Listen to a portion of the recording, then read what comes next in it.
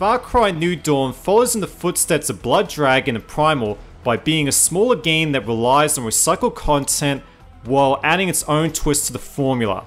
New Dawn takes place 17 years after the nuclear ending of Far Cry 5, when an atomic weapon has devastated the fictional town of Hope County.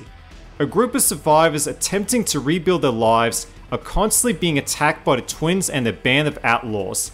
Our silent protagonist is a mercenary that's been hired to eliminate said criminals.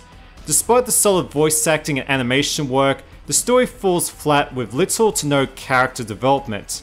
The twins also fail to evoke the same impact as the series' most iconic villains, and the attempts at humor are cringeworthy at best. I'm gonna put a chicken inside of the dog, then put the dog inside of a turkey, and make a turdoggin. Fortunately, the gameplay delivers the goods with frantic shootouts and engaging exploration that defines the Far Cry series. New Dawn recycles the map from Far Cry 5, but with some visual tweaks to match the game's post-apocalyptic setting. The developers have obviously drawn inspiration from the Mad Max films, but relies on a more colourful hue. This lends the game a unique look compared to other post-apocalyptic romps.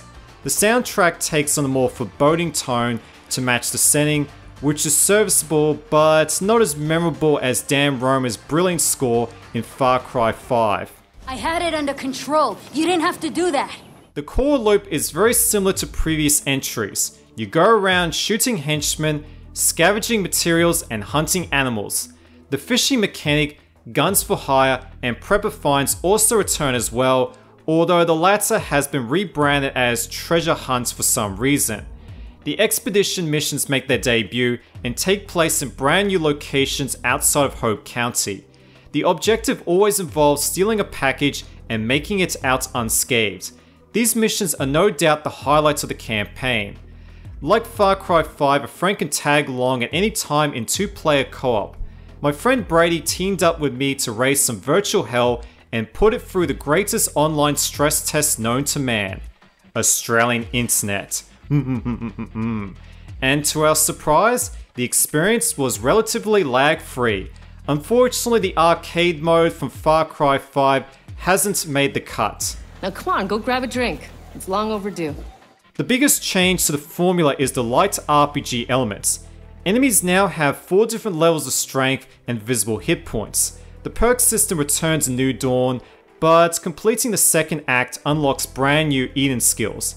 These include the ability to double jump and go invisible for a brief period. Furthermore, any liberated outpost can now be replayed against stronger enemies to earn more ethanol that can be used to upgrade the facilities at your base. For example, upgrading the armory allows you to craft stronger weapons, and expanding the medical wards increases your maximum health. I definitely enjoyed a sense of progression with the RPG elements, and it's probably the closest thing we're going to get to something like Borderlands 3, but the cynic in me suspects the grind has only been increased to pressure some players into buying microtransactions. In other words, you can spend real money on Far Cry tokens that can be used to purchase materials, skill points, or buy gear outright. The game is very stingy with these tokens, and they're confined to the treasure hunts, which typically yield just 45 of these. To be honest, these microtransactions should never be in a paid game to begin with. If you want to give people the option to speed up progression, give us cheat codes like the good old days. We're not sending any help! Nah, just kidding, we'll be right there! As a fan of Mad Max, I had a blast playing through Far Cry New Dawn and managed to clock upwards of 20 hours of playtime. The core loop is still addicting as ever, and the RPG elements do enough to shake up the formula for returning veterans. But the weak story and microtransactions put a damp on the experience. I still think this game is worth a look in for fans of the series, especially with its lower price point.